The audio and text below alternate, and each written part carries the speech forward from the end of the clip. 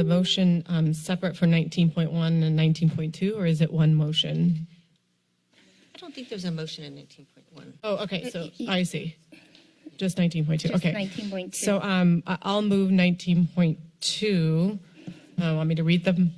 Okay, I'll move 19.2, Benchlands closure and restoration, budget adjustment, and refuse disposal, abatement, and landscape remediation contract approval. Motion to adopt a resolution amending the fiscal year 2023 budget to transfer $1 million from Safe Sleeping Hygiene Bay Project C102205 to the Benchlands Restoration Project C102304, and authorize the city manager to execute an emergency procurement agreement in a form to be approved by the city attorney between the City of Santa Cruz and Clean Team Associates in the amount of $280,000 to remove encampment debris in the San Lorenzo Park Benchlands. And then I have some comments. Okay. We have a first by Council Member Kalantari Johnson. I'll go ahead and second that. And a second by Vice Mayor Watkins. And are there any other questions, comments? Okay. So go ahead with your comments, and then Council Member Myers. Great. I want to thank Larry and Lisa for your presentation today, the whole entire homeless response team, and all of city staff, because I know it's not just one department, not just a few staff, it's across the board, and it's been a very, very heavy lift. So thank you all for the hard work that you do every day to get us to where we are. I want to pull out one data that was brought up today, and that's the 61% decrease in homelessness in transition age youth.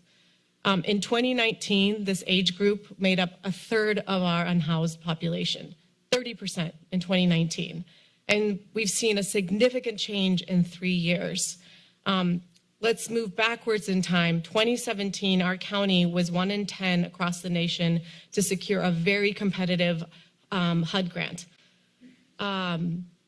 We spent a year doing strategic planning to outline very specific strategies for this population.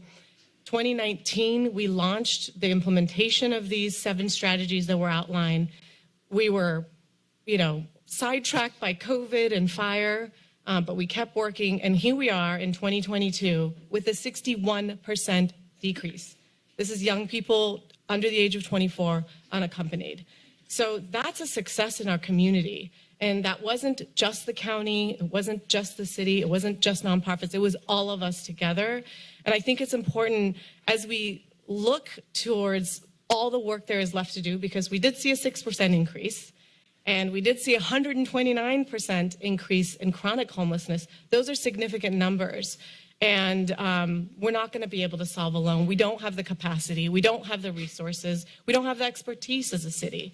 But we can look to some of the successes that we've seen. In that particular example, there's investment, there's collaboration, there's partnership, and then there's outcomes. So, and it takes time. I mean, actually, I think 3 years is pretty incredible, not that much time, but it takes time. So I think I could keep talking about this for a long time. I've been really invested in the transition age group myself with the work that I do. But I think as we continue to do this work, and it continues to be hard, and we continue to question what we're doing and what our role is, let's look to some of these positive outcomes that we've seen in the community as a source of inspiration for us to chip away, do our piece, continue to bring in county, other jurisdictions. This TABE proposal, the HUD grant that we got, it brought in 2 other federal grants and 2 other state grants, all within a year's time frame. And we partnered with San Jose, and we partnered with San Francisco. So that's what it's going to take. It's going to take regional, state, all of us together. I'll just stop there. But I'm really, really grateful for the work that's being done, and I understand there's a lot more work to be done, and I'm here to support it. Thank you, Councilmember Kalantari Johnson. Councilmember Myers? Just a couple of quick final comments. The county did an assessment through a group called Focus Strategies, which is a nationally recognized group. And I wrote down this one sentence out of that report, and it was published in 2019. And that sentence was, funding, functioning, and the size of the homeless crisis response system are not at the scale or level of alignment and coordination needed to begin to reverse current trends. So that was in 2019. and we look at what we have now, which is a one-time allocation from the state, which is also, I'm assuming, helped really elevate Santa Cruz, because we finally have told our story that per capita we have one of the highest populations of homeless individuals in the state of California, if not in the nation. All of this is part of telling this story and really reversing the current trends. And that's really what we're focused on now. Adding to that over time, we hope that those success models will begin to show themselves in the other populations of homeless individuals who unfortunately are finding themselves here. But also on the other side of it is really building out a system that has accountability for the individuals also who are becoming part of our investment, right? And I look at the 1220 River Street shelter. I did go and visit that, and it's a functional system where we're getting contact with folks. Folks are able to go to work, they feel safe, they're able to participate within that camp environment for positive outcomes there on the property.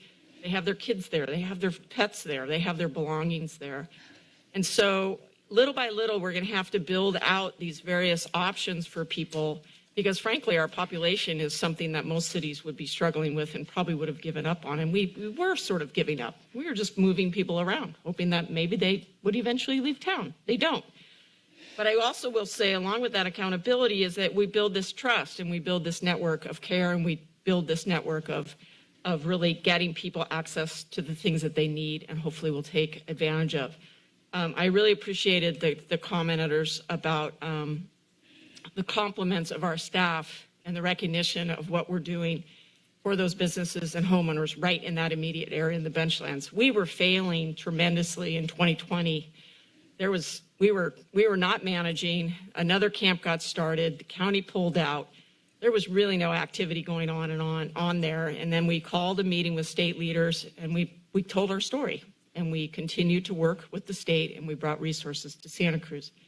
Now, I think the public would all like for us to be spending our limited resources in a lot of different ways right now. But right now, this is an acute issue that needs attention, and it needs purposeful and well-designed systems change. And that's what our staff is working on. So we should be proud of that and not doubt ourselves. But of course, these investments will go on for a while. Hopefully, we will gain investment mostly from state and federal sources and not have to use our own resources.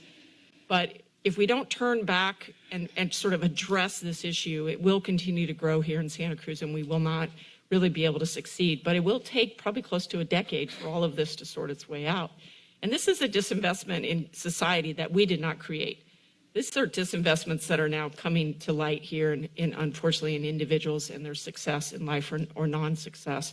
And their struggles with behavioral health and mental health and addiction and everything else that's rolled in, as well as domestic violence. So it's a super complicated issue. I am very, very pleased with the report today.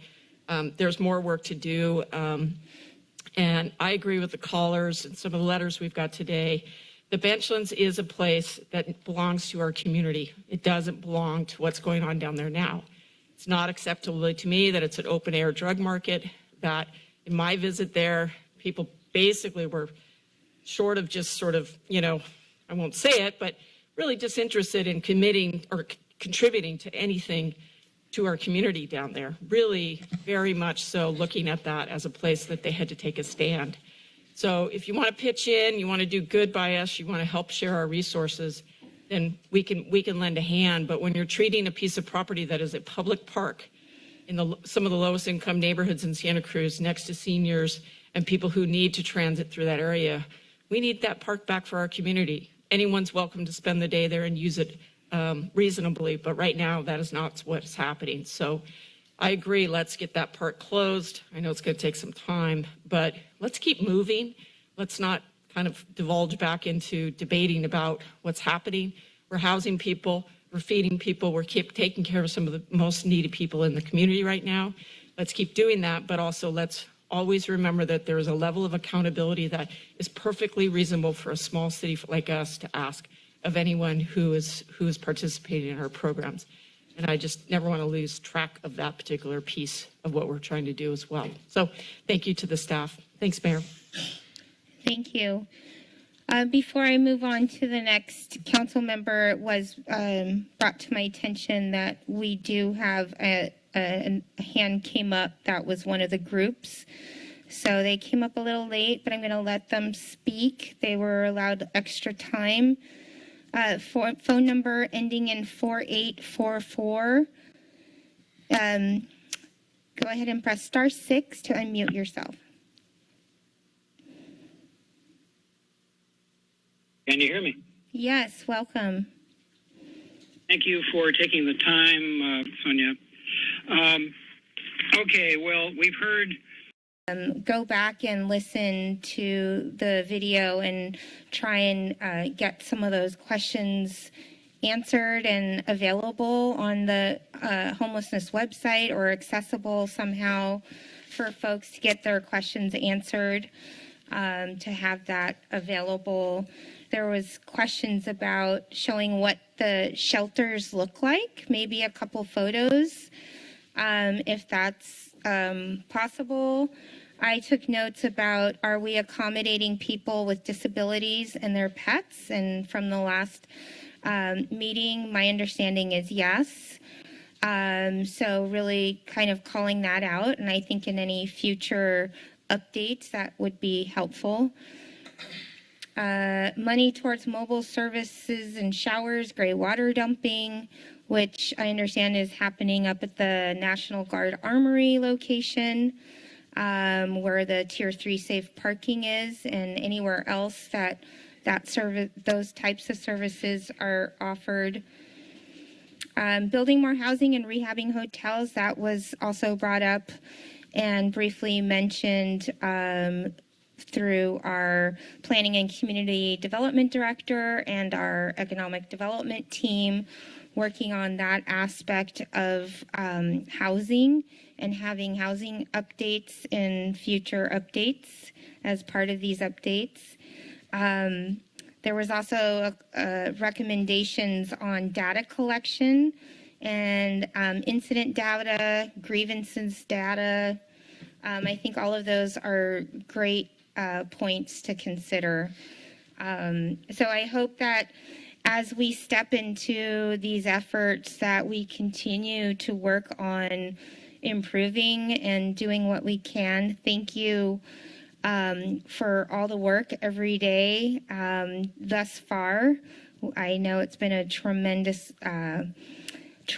load, and it's been a huge team effort, and I hope we can continue working with our partners and county staff to continue making progress and really addressing the successes. There was a caller who said that they spoke to 15 folks at 1220 River Street and nobody knew of anybody who transitioned out of housing. So how can we do a better job really talking about those successes? Because my understanding is there are people who have transitioned and have received employment, and those obstacles removed, whatever someone's barrier is definitely a success. To even if it's one person, that's one person less. So I will hand it over to Councilmember Brown. I know you've had your hand up, and then Councilmember Cummings. Thank you. Thank you, Mayor. I find myself in a pretty cynical place right now with respect to this item, and I could make a big speech about the concerns I have and why I support other ways of approaching this, but I'm not going to do that. I just want to really paraphrase where my concerns continue to lie as I explain that I'm afraid this is not going to be a unanimous vote in support of this today. I'm just at a point where I feel like it's not clear to me that we aren't repeating what we have already done. And I say that with all due respect and recognition of the tremendous amount of effort you all are putting in. I do not mean to say that I don't have confidence in you, but I I have very, very significant concerns about the overall approach that this body has taken. And I have concerns about the what I see as, for me, and it's a matter of perspective. So you can disagree, but this is my perspective, and I share it with, I think, a lot of people in the community who have spoken with me over the years on all sides of this issue, whether or not they, believe that enforcement is important and the way to deal with this, or compassionate approaches and resist all the way to resistance. It's across the board that people feel like for all of our efforts, we're not making progress. And so I'm just going to talk about the areas that I see here and just very high level. And I'm sorry if this offends people, but I have to say it. One, what I see, and again, lots of work going on, but what I see is that the city has been thus far successful in building out a bureaucracy around how to address this issue, and not actually providing services. I know that's coming, in kind of a fits and starts, and there's a lot of challenges associated with that. I'm not placing blame on anyone or any group at all here. I'm just saying this is where we're at. We're building out a bureaucracy that's going to cost a significant amount of money, and I would like for that to be an effective and efficacious set of costs. Data, I feel, I recognize everybody loves data. I'm a social scientist who, got a degree based on, having to do really rigorous data collection and analysis. I understand the significance and importance of it. But I feel like in some ways, at least based upon my own experience, the conversations I'm having, it sort of feels like data is the end goal in itself and not what we're going to do with the data. So some of the things that I heard Serge talking about earlier, to me, that's data that can be really useful. A lot of people are terrified of ending up in, on the radar. And that's not just because they're, it's not because they don't want to comply with some norms that everybody else, that we all are able to comply with. It's because they have legitimate challenges that aren't getting, and their needs are not getting met. I worry about the risk of dispersing people. We know, we've been through that many a time. We know what happens, right? And I don't want to see that happen. I don't want people, I get it that we need to do something and that there is an impact on that San Lorenzo Park and the Benchlands, and people are struggling, and quality of life for people in the neighborhood is a concern of mine. And we're going to have people, we're just going to hear it from all sides, We've done this before. How is it different? I want to see it be different. And I don't see that in what we're getting in terms of updates. And then the last thing I'll say is I believe what I would really like to see, and I'm not even going to attempt to make a motion about it because there's just no way this is going anywhere.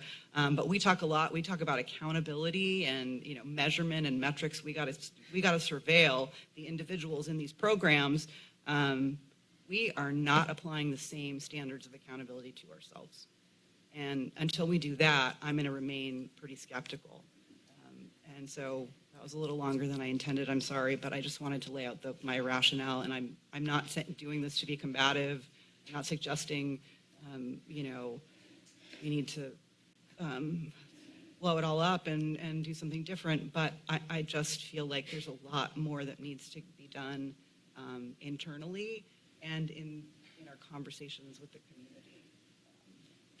So that's all I got for now. Thank you, Councilmember Brown.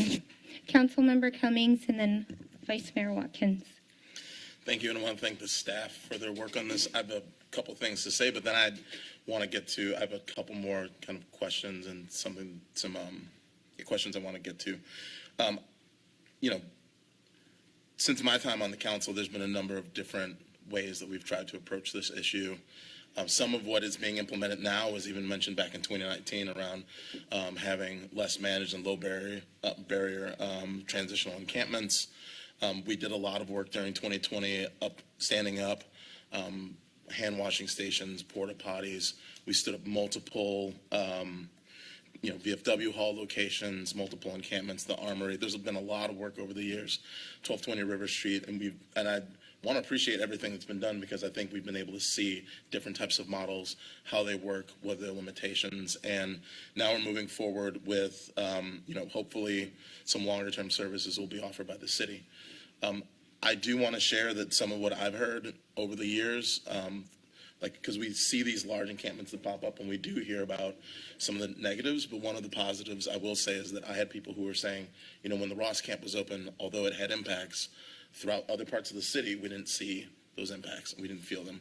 And right now it's similar. I know that there's the neighborhoods that are adjacent to the Benchlands are feeling impacts. I know that it's having impacts on our river, but one thing that people are saying is that, but we're not seeing as much camping being distributed throughout the entire city.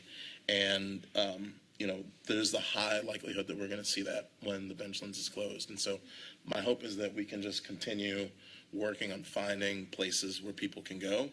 And in addition to that, really starting to address these issues around the cost of living. I mean, we're the second most expensive county in the United States. And in 2017, we were labeled as the fourth most expensive city in the world when you looked at median home price to median income. And, we have staff that are ready to go on strike. And, we don't see any relief in terms of the cost of housing. We're doing a lot to address affordable housing, and that's going to come up later today. But, the fact that we have 29% increase in chronically homeless since 2019, that's something that's very concerning. Because although we're making big steps, we're also seeing people who are on the streets for longer periods of time. So that's kind of what I wanted to state around the situation of homelessness and my hope that we can try to address some of these issues. But I did want to get to something that's a little bit more substantive about the proposal that's here before us. So I do want to just express similarly my concerns that Mayor Brunner brought up. I think that when these reports come forward, it would be really good for us to have tables on if we're going to shift allocations of funding where that money goes. Because just sitting here today, I was very confused about the Hygiene Bay. I actually thought that we were reducing our funding towards that project. After really hearing from staff and having this conversation, it makes sense to me now that, there was the ARPA funds, 1.9 million was allocated towards the Hygiene Bay from that source of funding, but then there's also 1.7 million from the state of California funds. And now we've reached a contract at $1,359,860 that's going to go towards that project. And in the report, it listed that this is $540,140 under the projected cost for that work. And then from that source of funding, which was the ARPA funds, another $76,935 has been allocated towards the infrastructure costs associated with Public Works Homeless Response Field Division. What that means is that there's $463,205 from that pool that isn't allocated. Additionally, since there were two pools of funding for that, 1.7 million from the California state funds has now been freed up. And today the decision we're making is taking $1 million of that and shifting it to the parks restoration. But what that means is that there's another $700,000 that is completely unaccounted for. And so, so that means between the two sources of funding, there's about $1,163,205 is kind of sitting out there that's not being accounted for. And so, so that's why it would help if we had these tables, because then, when we're in these situations where there's more money available, we can start having those conversations around how we're going to spend that money. And it can be clear to the community that there is now actually more money available for us to use on this. And so I wanted to make a friendly amendment, or it could be an amendment, but that, given that there's over $1 million left toward that could be allocated towards other things, that we bring back an item to consider the reallocation of the remaining ARPA and California state funds initially allocated for the Hygiene Bay for service that include but are not limited to a vehicle for downtown outreach workers, ADA accessible transport van, winter warming center,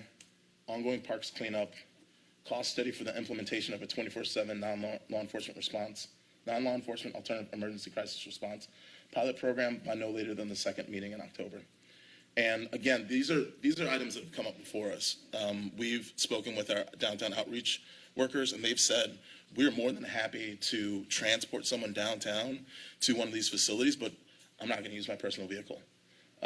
We've heard from Serge and other people have called in saying that the Salvation Army doesn't have an ADA accessible van to transport people from the downtown or anywhere in the community up to the Armory. We've heard recently, I've heard a communication that Brent Adams is potentially not going to continue his services with the storage program and the winter warming, and I don't know if anybody is going to step up to do that work, but that's something that we really need to have when the temperature gets below 35 degrees. The parks cleanup is going to be an issue because, as we know, if we're going to displace some people from the Benchlands, they're going to be going to other places, likely into the Poganip, and funding to help with that cleanup is going to be something that we might want to consider. There's been discussion about 24/7 non-law enforcement crisis response, and if we want to move forward with that, it was recommended back in 2020, we do some kind of pilot study to understand what those costs would be. And I know there's other, considerations by city staff on how that 1.1 roughly $1 million could be spent. And so, since it's unclear in these proposals where that additional money is going to go, I think it'd be good that we have something come back so we can direct where that money can be spent on these types of services. Second. Yeah. I just wanted, you threw a lot of numbers out and without looking at it on in front of me. Does staff have any, without going too deep into this right now, do you have any comment on those figures, and has this been a discussion with the funding already on the staff level? Is there an additional 1.1 million?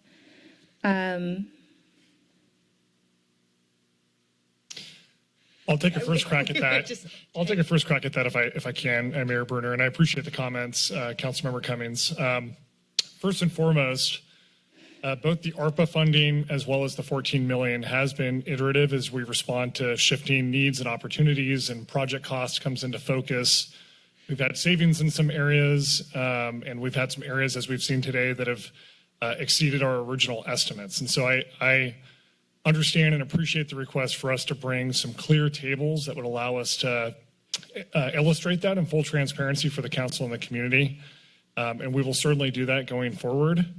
I am in the process of working with Elizabeth Cabell, our new finance director, to update all the ARPA numbers as well as our long-term forecast. And so the council can have a good understanding of where that's all pacing, including these ongoing updates that I anticipate we will continue to make to the 14 million as we move through this process. And we, of course, want to strive to do that in as clear and transparent a way as possible.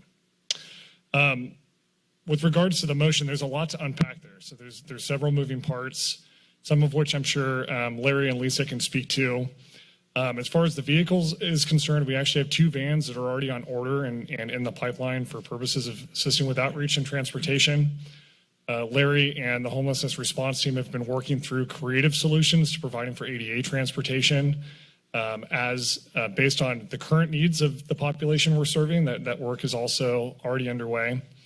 Last week, we had a meeting with a consultant that has worked with another number of other communities to stand up 24/7 mobile crisis response units.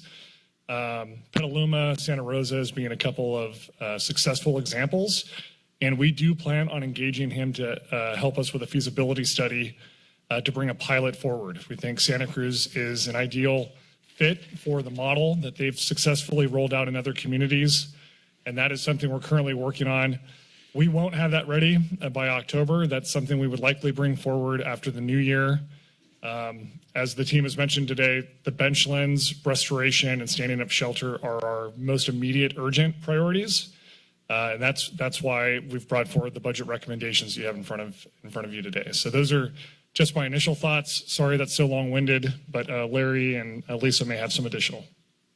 Well, I was just going to say, we have our eyes on trying to provide additional shelters that we don't have identified in the budget, additional transitional shelters similar to 1220 that we don't have identified funding. So those needs, as the city manager identified, are emerging, and we're seeing where we need them.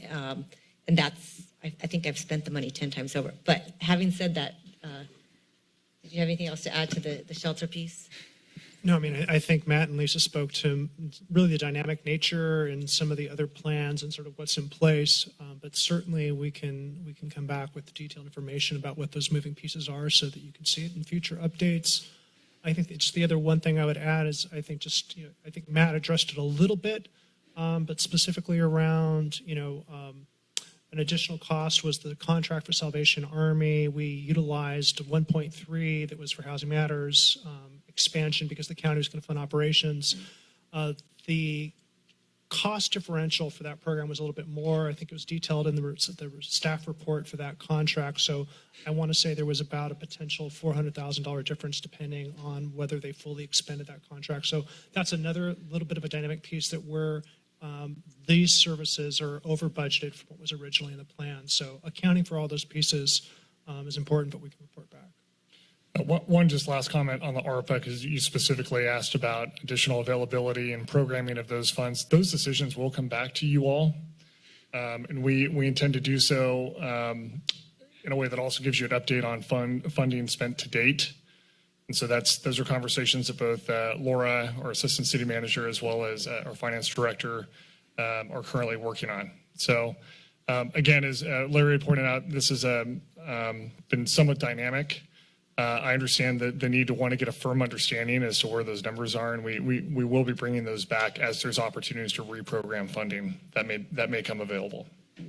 And I'd really just bring this up because, in the absence of having that table where we can see what money is still available, and if there is money that's still available, and there's an explanation to the council that, we do want to acknowledge that there's this leftover money, and we're considering, putting it towards X, Y, and Z. That's helpful because in the absence of that, I'm looking at what's on, what's in our report, and it's like, well, there's over $1 million just floating out there, and we have no idea how it's being used. And so I think, personally, for the purposes of transparency, that's really what this is trying to get at, especially since there's been concerns raised over these types of items, and there's been interest expressed by city staff in wanting to, explore these kinds of options around, vans and vehicles for outreach workers. But then, unless, this is the first time I've heard that, that's being worked on. And this is our, opportunity to hear about homelessness response and what's happening around that today. And so for me, it's if I'm not hearing this information, then it makes me want to say, if there's money left over and we've heard that there's interest in these items, let's bring back an opportunity for us to discuss this. So that's the intention of the motion. And I don't, if we want to, that's why I also said including but not limited to, because if a report comes back and it's like, we're working on this, we have these other funds, we need to set aside some buffer, that's something we can make a decision on. But in the absence of having that in this report, I think many people would be concerned with there's $1 million out there and we don't know what's happening with it. Yeah, I agree. I think in the next update that we need to give you a full financial update on all the various projects, the fundings, the sources. And you may recall back when you did program those funds, and it was this really comprehensive table, and it said where it was funding and what year the funding ran out. And it's really time to bring that back to really make sure that we all acknowledge that these are limited funds, and this is when these fundings for some of these things that we would like to be ongoing, but there isn't the funding for it. So I think a full amount report back with a lot of time spent on it, I think is really important. It might be also good to include funding applied for as another column. I'm visualizing columns. I see it too. I like tables. Does anything change with your motion? I guess when is this coming, when is it scheduled to come back to council in terms of the next quarterly? Next quarterly would be on track either for late November or early December. And if it comes back with that, I'd be amenable. Because I think that these are questions that we all want to have answered. And if we're going to get an update on kind of where we are financially, we've also heard that, there might be new options for transportation. There's obviously some discussion about 24/7 crisis response. And if we can just get an update on, like, if we're going to do a pilot study, not even the pilot program, like just the study itself, like how much does that cost? And because these funds can go towards these types of things that we've been hearing for years, the community is interested in. And so, and if there's other things, like, let's hear about them. But, so. Councilmember Cummings, we could certainly cover all of that in the next quarterly update. I would caution about some of the specifics that must be included, because many of these have been budgeted for and included in the budget already. But I hear the request for getting a fuller understanding around where those opportunities may be, what funding's been spent to date, what changes have been made along the way, and we can certainly bring a more comprehensive discussion around that at the next quarterly update. Did you have a question? I just wanted to add, the county is doing a pilot crisis response. So let's talk to them, coordinate with them, see what they're doing, get information from them as we're exploring this as well. So, okay. Sorry, I just have one comment too, is that it was a community member came up to Councilmember Watkins and Cummings and I after a safety event at the Civic, and he had mentioned that the city of Petaluma and Rohnert Park had set up a system like this that was separate from the county. And so out of curiosity, I met with partners up in Petaluma during the break, and so did Chief Escalante, and then the two of us met with Matt and gave the information that we got from them on how they were able to stand it up in about 6 months without the county. And so we have different situations here, but the first step was talking to this consultant. And so right away, I just want to acknowledge, like, Matt was on it. Matt was already ready to start that work. And so this was, I don't know, a couple of weeks ago. So I'm just super excited. I know the full council would probably be on board with something like that. But so I just want to say thanks to Matt for, getting that ball rolling on our behalf in the community. All right. Well, do you still have a motion on the floor? I do, and I'll just change the date to coincide with the next quarterly update.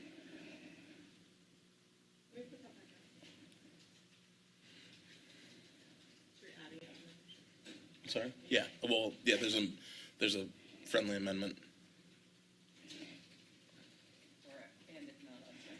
Yeah.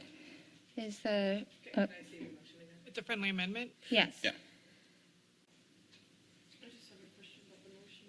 Is it all the items? So I'm a little confused because some of the items sounds like Yeah. may be available. Is the point to get an updated budget table, or is it to basically say that we're going to pay for all these things? So I'm confused now. It is not. It's not to say that we're going to pay for these things. Okay. It's really to Coming back with that updated table and. right. Okay. And if they had, like, for example, if there's already, alternatives for ADA transportation, if that's already in the works, then we can see what that costs. And okay, that's great.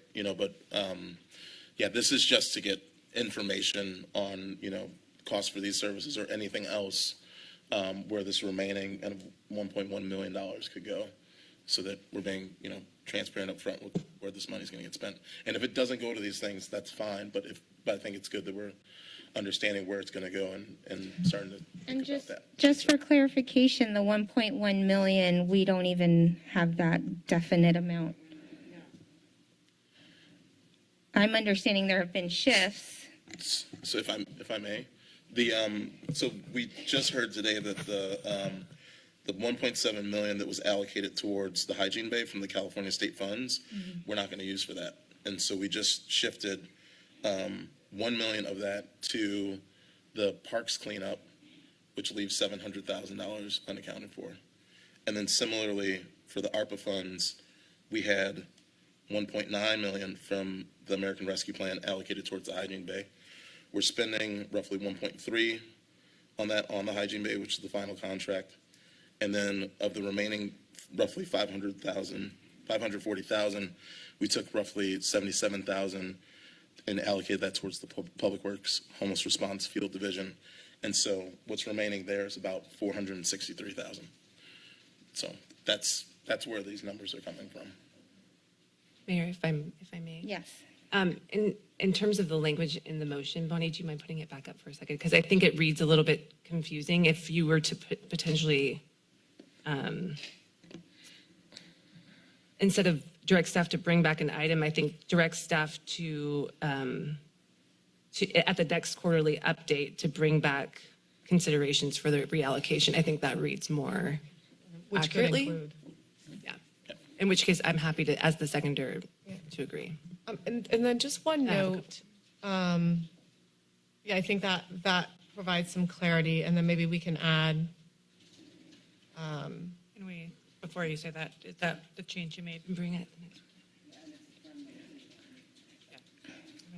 And I don't even know if it needs to be an item, just consideration as part of the presentation, I guess, maybe. A 'Cause it's not a consideration, separate- delete an item. It's an item, right? Delete that, I think is what she's saying. I don't know. If I think if we're all on the same page, I guess it doesn't really matter. But I wasn't thinking of it as a separate item. I was thinking as an integrated component of the update for consideration, potentially. And I'm sure we'll have more to include in there, such as the restoration. Yeah. I didn't even budget the a drop in the bucket for the actual restoration of the project, 'cause I don't have that information.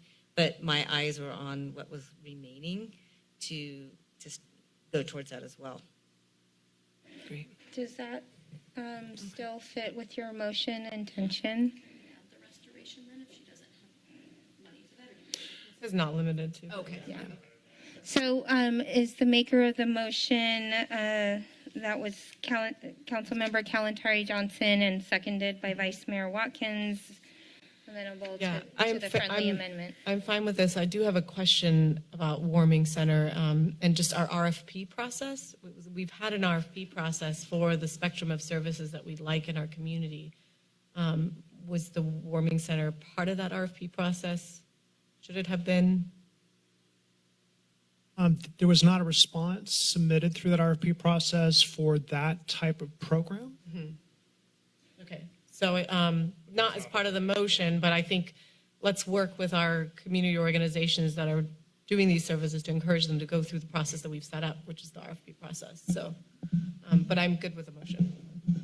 And the seconder as well? I am too. Okay, Yeah. And I just have a few brief comments in there. okay. I know that we're over time, so I'll keep them really short. But I want to thank, again, the staff for the work, and I want to thank the conversation. And I think having been on the council now, I've seen with really well-intentioned reports and recommendations and summaries and ad hoc committees formed to really look at how we can continue to make progress with this really complex issue. And over the past year and a half or so, I think we've really seen action. And it's, to Councilmember Kalantari Johnson's point, it's not perfect, but it's progress, and we have to keep moving, and it takes time. And so I hold hope that moving forward, we can continue to make progress, not only for those who are unhoused in our community, but for the surrounding area. And I talk to parents who go to school with our kids that have kids that can't access that park, and we heard from neighbors there too. So it's more than just those living there, it's all of those impacted. And then frankly, I think having any unmanaged encampment is not the way to go, one, but two, to have it right next to our river when we're seeing 1,000-year floods all of a sudden occur because of climate change is a complete liability for so many lives. So it's not perfect, but it's progress, and I think we have to remember that as we make these decisions. And we're seeing that, and we're seeing the investment, and we're seeing people do the work. So in the interest of time, I'll keep my comments there. And I'm happy to support the motion and continue moving in this direction. Thank you, Mayor. Thank you, Vice Mayor Watkins. All right, I think that concludes our comments, and we're ready for a roll call vote. This is on agenda item 19, Homelessness Response Update. Councilmember Kalantari Johnson, Aye. Holder, Aye. Cummings, Aye. Brown, No. Myers, Aye. Vice Mayor Watkins, Aye. and Mayor Brunner. Aye. That motion passes with Councilmember Brown, 1 no and 6 yes. Thank you.